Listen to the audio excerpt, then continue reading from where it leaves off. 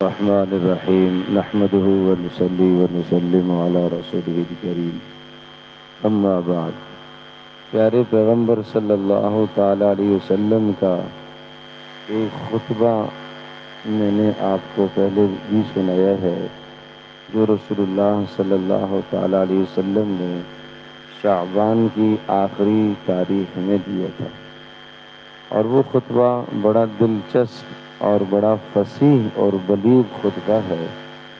اس خطبے کے اقتباسات میں سے ایک اقتباس اس وقت پیش کرتا ہوں، جس میں پیارے پیغمبر صلی اللہ تعالی علیہ وسلم نے اپنی امت کو یہ سمجھایا کہ روزہ ایک ایسی عظیم الشان عبادت ہے کہ اس عبادت کا اثر انسان کی زندگی پر پڑتا ہے، پوری زندگی پر اس کا اثر مرتب ہوتا ہے۔ جس طرح سے ایک آدمی کھانا کھاتا ہے اور کھانے میں اگر مرچ تیز ہو جائے اور نمک تیز ہو جائے تو اس مرچ کی حدت اور تیزی اور اس نمک کی تیزی کا اثر انسان کے جسم پر مرتب ہوتا ہے، آدمی کے چہرے پر پسینہ آنا شروع ہو جاتا ہے۔ مزید جو اس کے نقصانات ہیں وہ علیحدہ ہیں۔ معنی یہ کہ کھانے کی ایک چیز انسان کے جسم پر اثر انداز ہوتی ہے۔ جب انسان صبح سے لے کر شام تک بھوکا رہتا ہے اور وہ بھی اللہ کی رضا کے لیے اور جنسی خواہشات سے بھی اپنے آپ کو روکتا ہے، تو اس بھوک کا اثر، اس روکنے کا اثر بھی انسان کے جسم پر پڑتا ہے، اور سماج پر بڑا گہرا اثر ہے۔ کیسے؟ رسول اللہ صلی اللہ تعالی علیہ وسلم نے فرمایا کہ یہ رمضان کا مہینہ شہر المواسات، یہ غمخواری کا مہینہ ہے، یہ دوسروں کے غم بانٹنے کا مہینہ ہے، دوسروں کے غموں کو ہلکا کرنے کا مہینہ ہے، یہ دوسروں کو تسلیاں دینے کا مہینہ ہے۔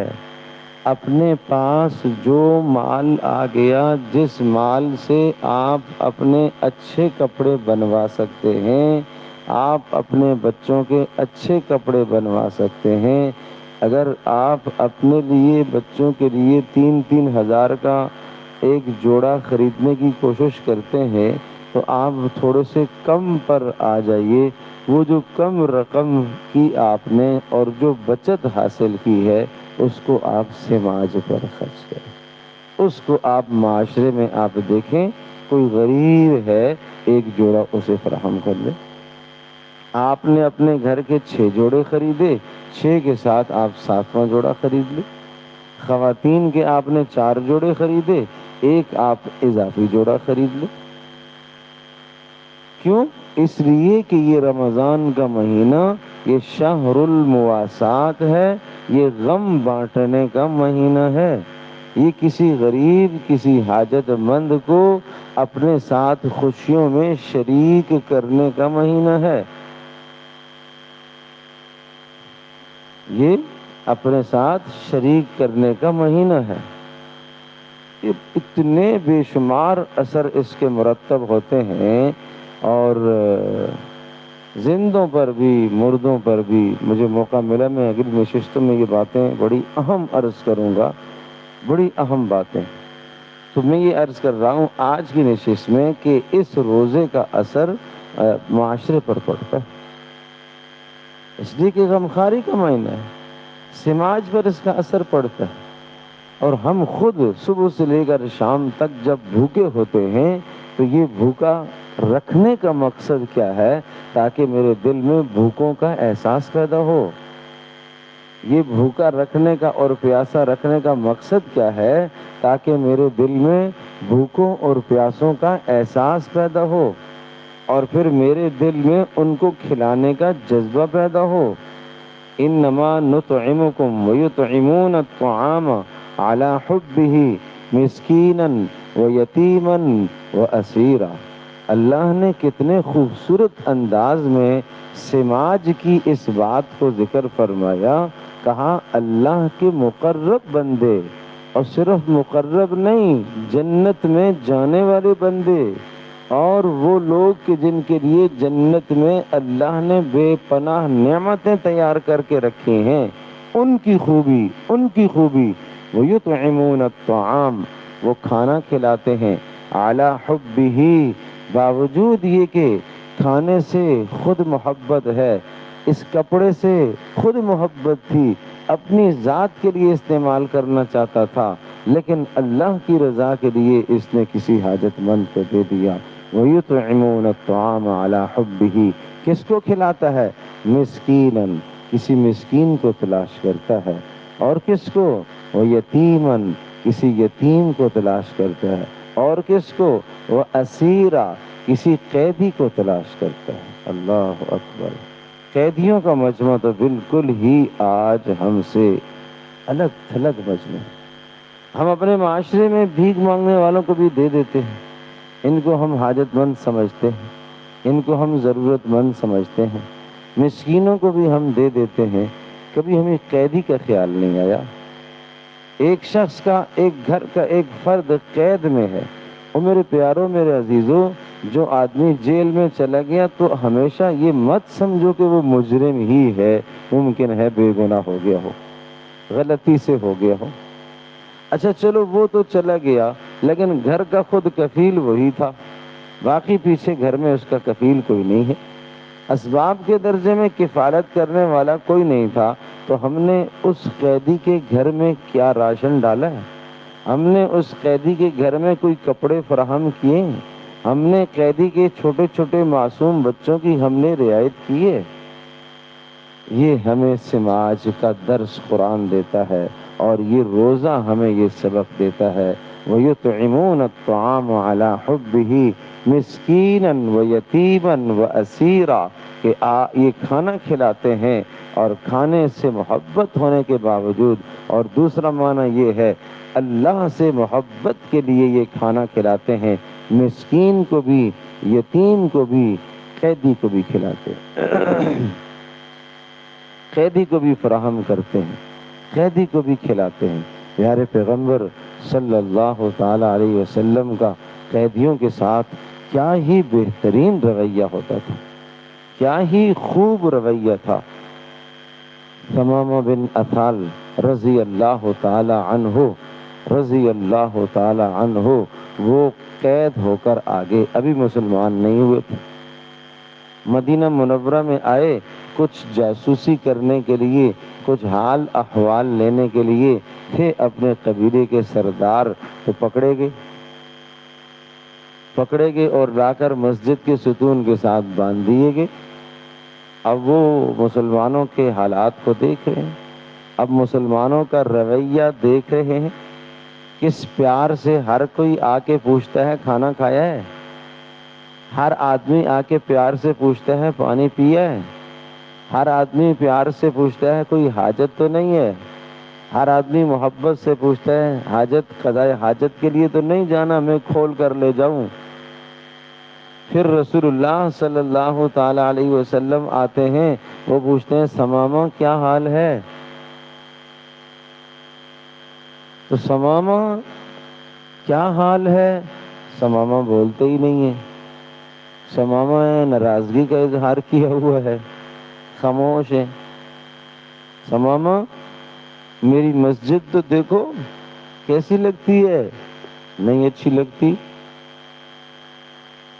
تو ہمارے آپ جیسا ہوتا تو کوئی رکھ کے چماٹ دیتا، اچھا ثمامہ میرا شہر تو دیکھو کیسا لگتا ہے، نہیں اچھا لگتا۔ سچ گو تھے نا، سچ گو تھے، سچ بول دیا۔ اچھا ٹھیک ہے، ایک دن پوچھا یہی جواب، دوسرے دن پوچھا یہی جواب، تیسرے دن پوچھا یہی جواب۔ پھر آپ نے فرمایا بھائی ثمامہ کو کھول دو اور اس کو امن و امان کے ساتھ مدینے کی سرحد سے پار کر کے آ جاؤ، تاکہ کوئی اس کو ادھر قتل نہ کر دے۔ ثمامہ کو کھول دیا گیا، سرحد سے پار کر کے آگے، تھوڑی دیر گزری کہ ثمامہ واپس آ گئے۔ سماما کیا ہوا، واپس کیوں آگے؟ کہا جسم تو آپ نے آزاد کر دیا مگر دل آپ نے قید کر لیا۔ نہیں سمجھے؟ آپ نے اپنے اخلاق سے دل قید کر دیا ہے، لہذا مجھے کلمہ پڑھائیے، میں مسلمان ہونا چاہتا ہوں۔ یہ ہے سماج، یہ ہے اسلامی سماج۔ ہم دیکھیں نا اپنے گرد و نواح کتنے غریب ہیں، کتنے حاجت مند ہیں، کتنے یتیم بچے ہیں، ان کے سروں پر شفقت کا ہاتھ رکھیں، پیار کا ہاتھ رکھیں۔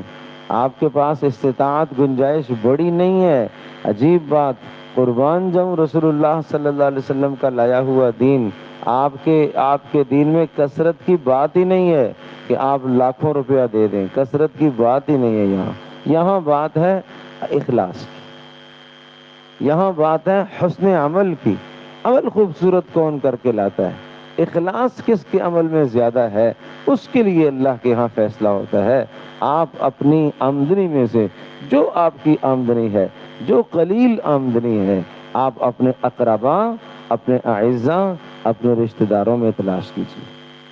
سب سے پہلا حق یہ ہے، ان کو تلاش کریں، ان تک آپ پہنچائیں۔ آپ افطار پہنچا دیں، کھجوریں پہنچا دیں، پھل کبھی پہنچا دیا، یہ میری طرف سے آپ کو تحفہ ہے۔ یہ غم خواری کا مہینہ ہے، دوسروں کے غم کو بانٹنے کا مہینہ ہے بھائی، دوسروں کے غموں کو بانٹنے کا مہینہ ہے۔ تو اس لیے بھائی یہ کوشش کرنے کی بڑی سخت ضرورت ہے، بڑی سخت ضرورت ہے۔ کل ہم لانڈی میں جو جیل ہے وہاں ہم چلے گئے، ہم یہی حالات دیکھنے کے لیے گئے کہ کیا ہوتا ہے، اور یہ خیال پیدا ہوا کہ کچھ تھوڑا سا جو ہمارے بس میں ہو، ہماری استطاعت میں ہو، جو ہمارے مخلص ساتھی اس میں حصہ ڈالنا چاہیں تو ہم وہاں قیدیوں کو کچھ افطار کرا دیں یا ہم ان کی کچھ ضرورت پوری کر دیں۔ تو بہرحال اللہ ہی کرائے گا، ہماری کیا طاقت ہے۔ تو وہ ہم جیلر سے جب ملے تو پتہ چلا کہ وہاں تو 5,500 قیدی ہیں، 5,500 قیدی۔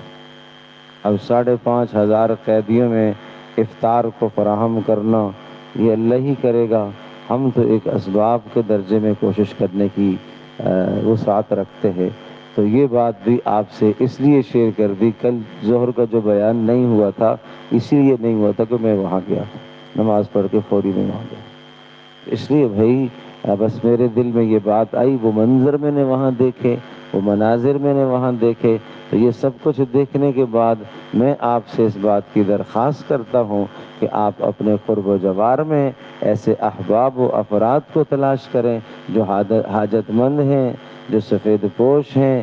آپ تحقیق کر کے اپنا پیسہ لگائیں، تحقیق کر کے اپنی زکوٰۃ دیں، تحقیق کر کے اپنا فطرہ دیں، تحقیق کر کے صحیح مصرف پر آپ پیسہ دیں، آپ مت پیسہ پھینکیے۔ لیکن بہرحال عرض یہ کر رہا تھا کہ روزے کا سماج پر اثر پڑتا ہے، تو روزہ ہمیں یہ سکھاتا ہے کہ جس طرح سے آپ نے بھوک برداشت کی، پیاس برداشت کی اور بھوک اور پیاس برداشت کی ہے، اسی طرح سے معاشرے میں اور بھی بھوکے ہیں، ان کی فکر کرو بھائی، ان کی فکر کرو۔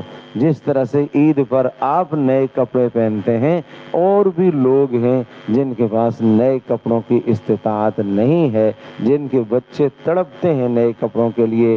بچوں کو کون سمجھائے گا؟ بچہ تو بچہ ہوتا ہے، ان کے بچوں کی فکر کرنا آپ کی ضرورت ہے۔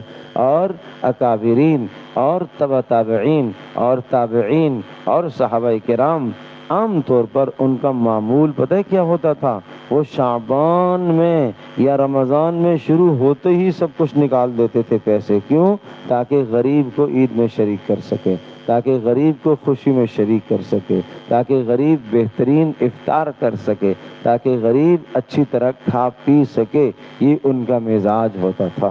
تو اس لیے درخواست ہے اس معاملے میں اپنے آپ کو آگے بڑھائیں۔ تو میں نے عرض کیا کہ روزے کا سماج پر بڑا گہرا اثر پڑتا ہے، اپنے آپ کو درست کیجئے، ایک بہترین شہری بننے کی کوشش کیجئے، ایک بہترین انسان بننے کی کوشش کیجئے، ایک خیرخواہ ہمدرد انسان بننے کی کوشش کیجئے، دل میں دوسروں کا درد رکھنے والی محنت کرنے کی کوشش کیجئے۔ مسلمان چاہے یہاں میں ہو، مسلمان چاہے دوسرے ملک کا ہو، مسلمان چاہے فلسطین میں ہو، وہ آپ کا بھائی ہے، اس کے ساتھ ہمدردی اور خیرخواہی کے جذبات رکھنا یہ میرے اور آپ کے ایمان کا حصہ ہے۔ اللہ پاک ہم سب کے لیے عمل کرنا آسان فرمائے۔